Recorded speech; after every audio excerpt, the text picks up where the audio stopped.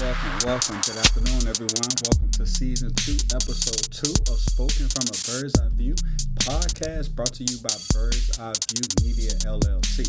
Now, we are here to help those on the path of enlightenment through connection by media. And you may ask yourself, what type of connection or what type of enlightenment are we trying to help people with? And that's simple. Arts and entertainment, economic development, financial literacy, health and wellness, and spirituality. Now keep in mind, all 5 of those topics, we definitely dive into a lot of political talk. And as well, we help people celebrate culture, increase understanding, and build bonds of respect. And with that being said, I want to jump into our first pillar today. As always, I like to start off with a little spirituality corner. And today we're going to do that same sentiment. So we're going to be looking into Galatians today. All right. So as always, looking into our good book, the Bible, preferably if you had a King James version. But any version will work as long as you get the word and you get the understanding.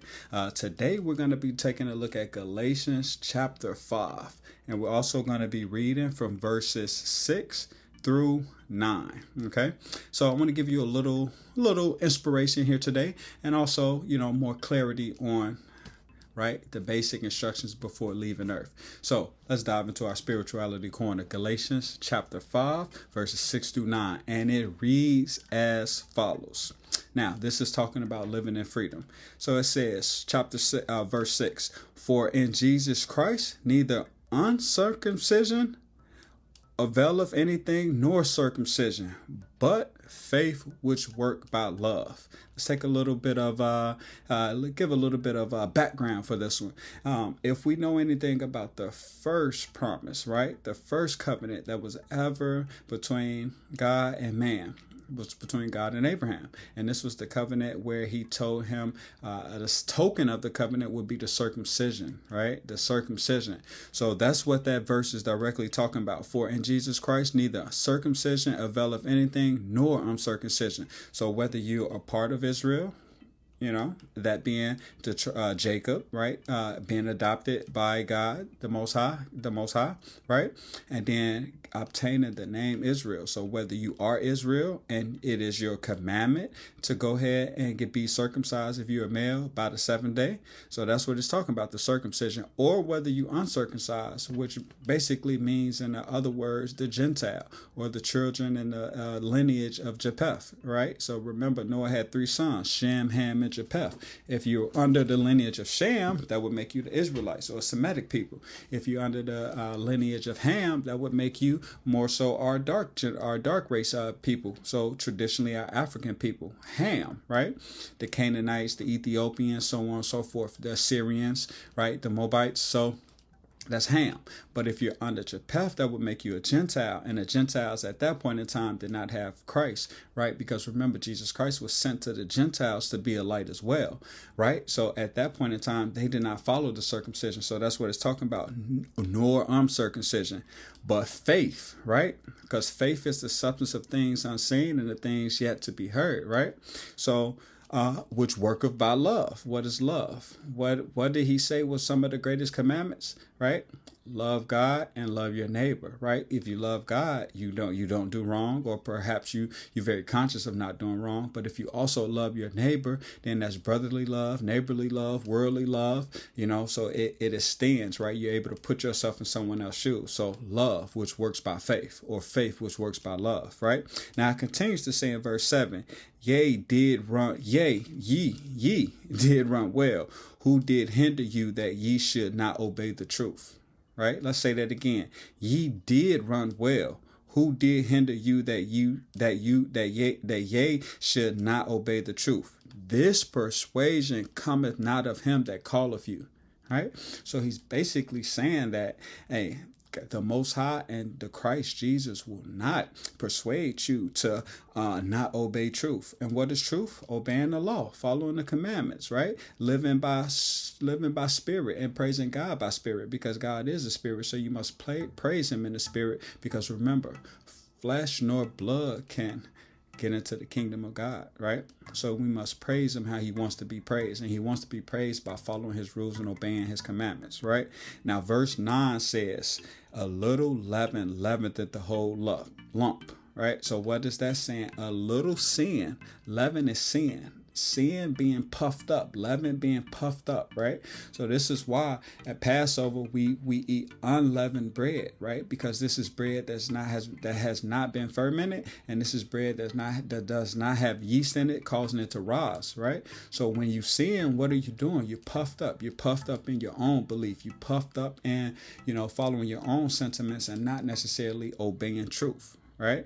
So beautiful verses. I hope you liked it. Galatians chapter 5 verses 6 through 9 is what we read today, and we'll recap that one more time with a quick another read. Right? So Galatians chapter 5 verse 6, it reads, "For in Jesus Christ neither circumcision availeth anything, nor uncircumcision, but faith which worketh by love. Ye did run well. Who did hinder that ye should not obey the truth? This persuasion cometh not of him that calleth you. A little leaven leaveneth the whole lump." So praise and blessings to you all. Peace and blessings to you all. Shalom. Hopefully you had a great week. Hopefully you're starting off this March to a great start. And then hopefully as well, you got your eyes toward the true new year, which will be coming up. That first new moon coming into the month of April. Right. So praise and blessings to you all. That's it for now as far as the spirituality corner. And we'll be back with our next segment here in a moment. And just like that, people, we are back. Welcome to segment 2, season 2, episode 2 of Spoken from a Bird's Eye View podcast, brought to you by Bird's Eye View Media LLC. Now, season 2, episode 2, segment 2. Oh, that's a lot of 2. Shorty, 22. We in room 220. No, I'm just playing. Hey. Just playing.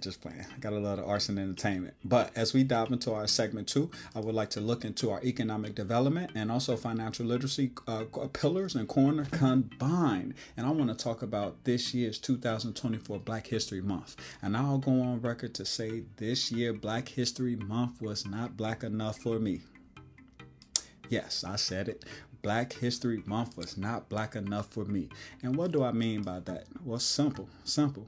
Our celebrations, our rally to the cause, the significance of the moment, right? We have to take pride in it, and it must not go unwavering, right? Our faith and our belief and our study and our history has to be founded and grounded in the truth. And the truth is, until really always, we always have to be thankful and prideful from whence we came and to where we are going, right? Now, on episode 1, I gave a brief recap or synopsis of Dr. Claude Anderson shining a light on Negro History Week, which soon transitioned to Black History Month. Now, keep in mind, Negro History Week was founded in 1926. This was the initial celebration in the second week of February, which coincided with President Abraham Lincoln's birthday, and also abolitionist and then freedom writer and just very devoted individual into the cause and also the establishment and then the proliferation of our history, and that is Frederick Douglass. So once again, the second week in February to coincide with the birthdays of Frederick Douglass and also President Abraham Lincoln, right? And it was also to shine a light on emancipation in Chicago. So in 1926, Dr. Carter G. Woodson founded Negro History Week. But that was not the first initial start of such great proliferation of our history. In fact, on September 9, 1915, Dr. Woodson formed the Association for the Study of Negro Life and History. So that's ASNLH, right? So it was organized to promote the scientific study of Black life and history because Dr. Carter G. Woodson felt as though we needed a space and an avenue to celebrate our culture, celebrate our upbringing, and celebrate our beliefs, and also shine a light on our history, once again, where we come from and where we are soon to be going. In 1916, the association established the Journal of Negro History, the first scholarly journal that published researchers' findings on the historical achievements of Blacks individuals, right? Now, a number of years went by. Initially in 1917, they were trying to spearhead Negro History Week, but it took a little bit more time to gain traction across the country. So it was in 1926 that we celebrated our inaugural Negro History Week. Now, keep in mind, about roughly 50, 60 years passed before Black History Month was adopted and celebrated as a federal and a national holiday across the masses, right? Now, this is important because 1926, you people are good at math, so you know that in about 2 years, we are coming up on the 100-year anniversary of the celebration of Negro History Week and also Black History Month. And this is why I said Black History Month was not black enough for me this year, 2024, because we have to ramp it up, people. We have to ramp it up. Now, as we take a look at other cultures and other races as they celebrate their independence and they celebrate, their culture and they celebrate, all things that are beautiful and all things that are them. Perhaps it's a coincidence that sometimes they have, I guess you could say better conditions and better months, right?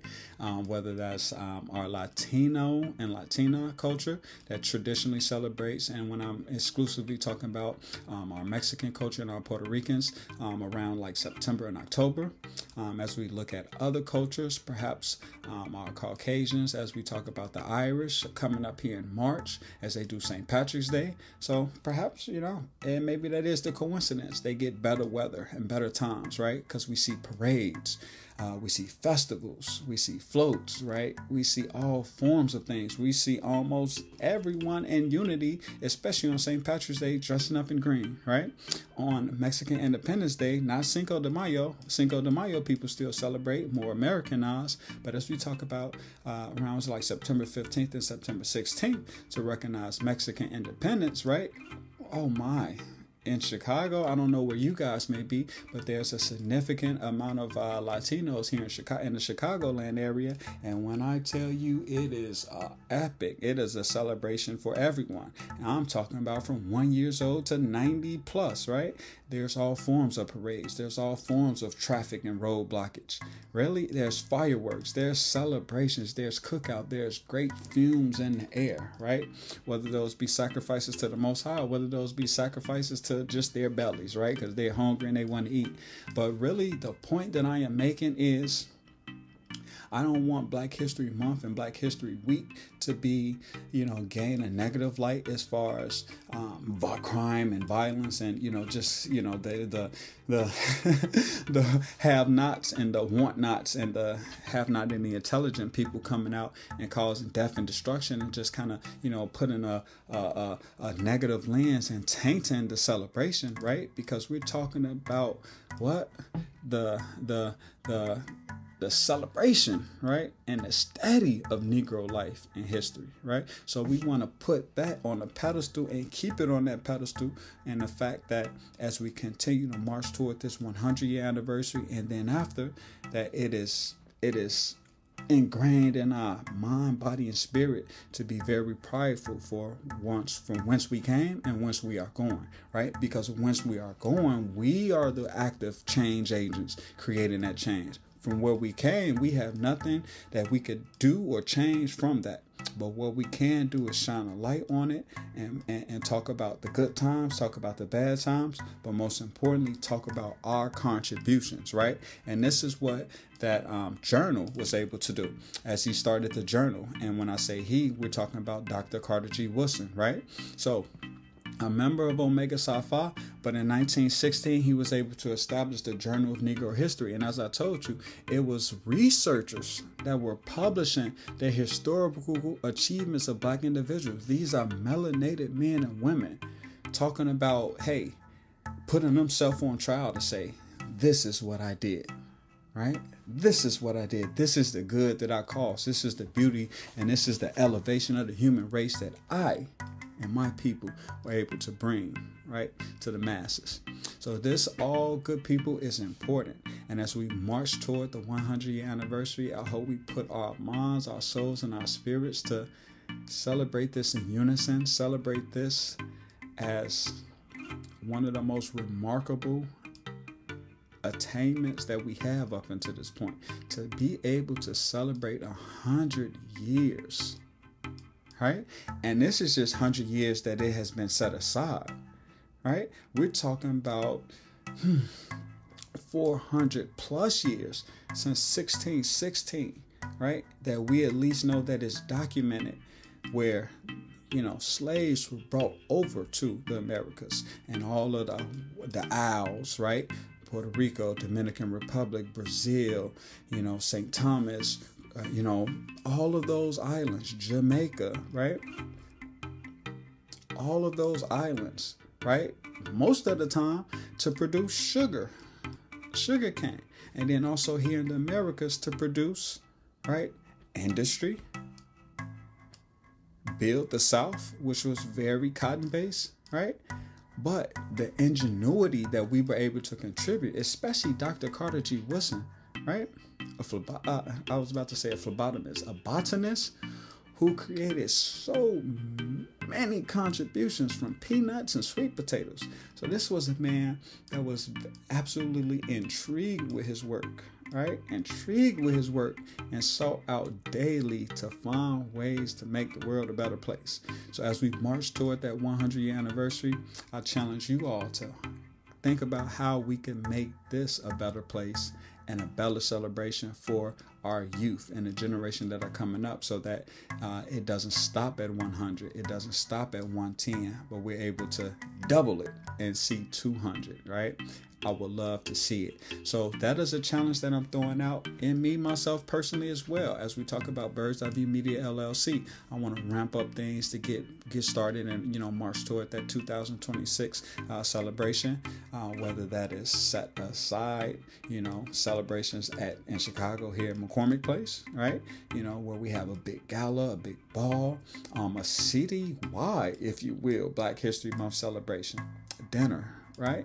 I see us bringing our arts and entertainment people, spoken word artists, some of our rappers, some of our R&B singers, some of our dancers, Oh, we know we could cook, we could throw down. So we want to feed the masses, right?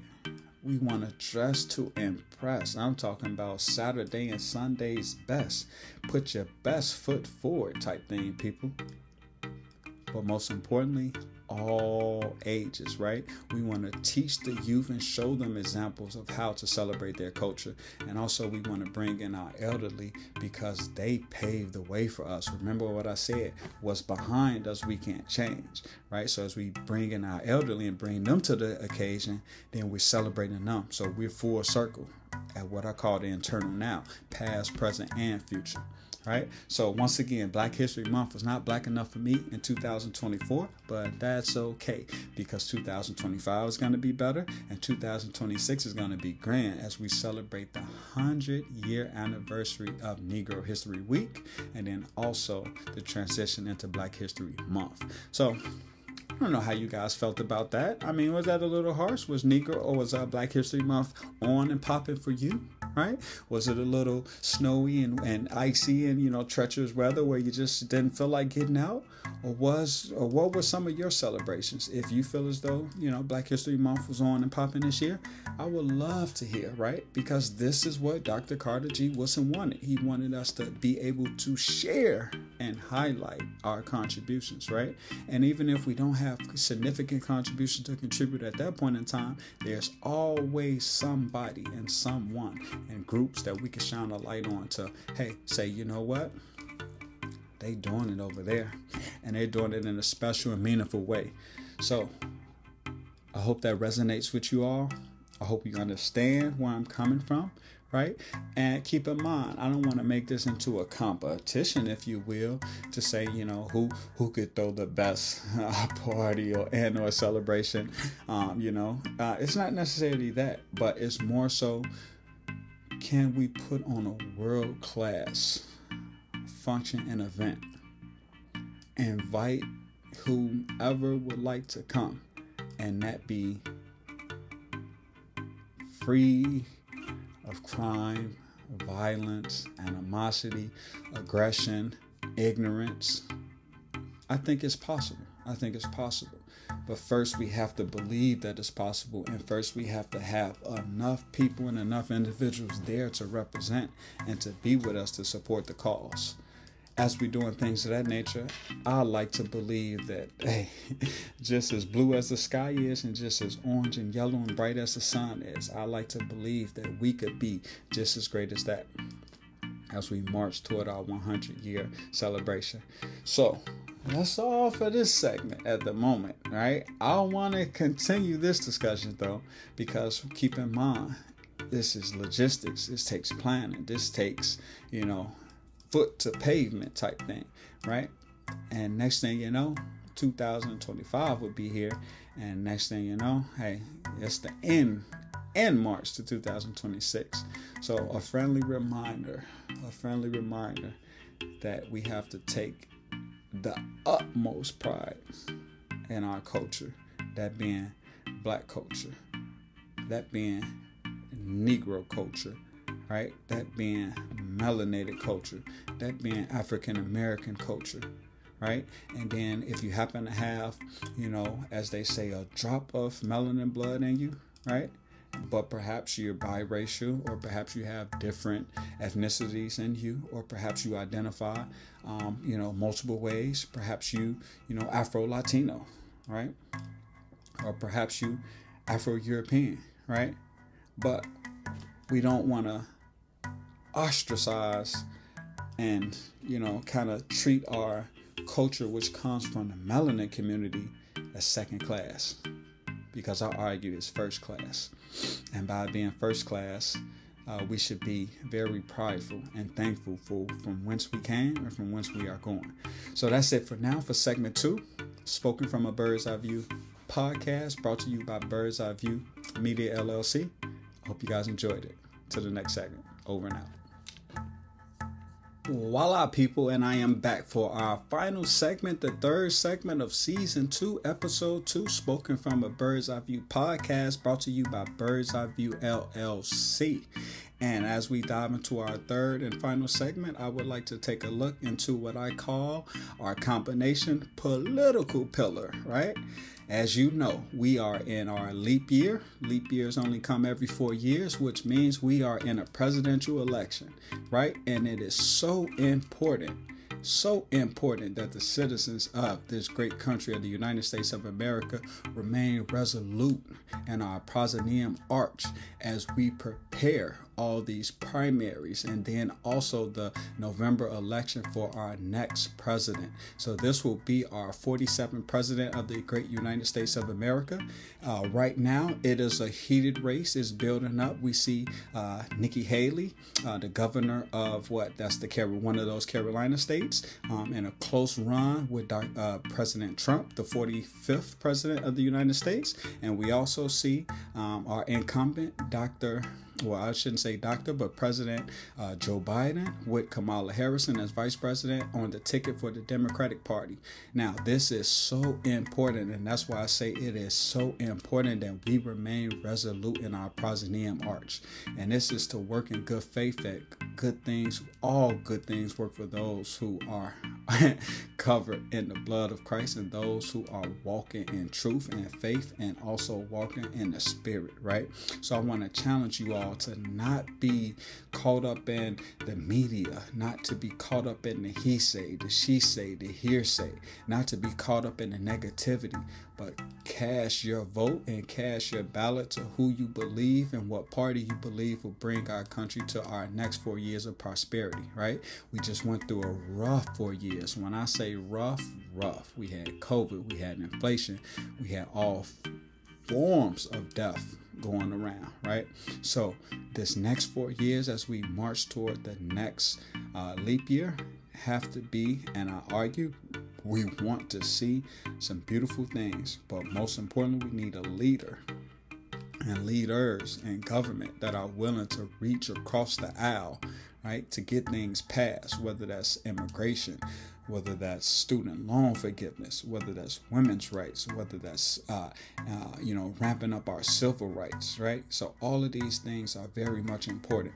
The economics of this country, to get our GDP at a steady rate, to get this inflation under control, right? To get debt under control. So we need individuals in office that are willing to, like I said, reach across the aisle to pass laws and get things moving in the right direction. We don't need any more stalemates. We don't need any more filibustering. We need a great solidarity from our Supreme Court, and we need clarity as far as what direction we want to go, and if America will still remain a top country here as far as on the global platform, right? So this is important. So I bring this up, good people, because November will be here before you know it. As I already mentioned, there are several states going through their primaries and already have concluded their primaries.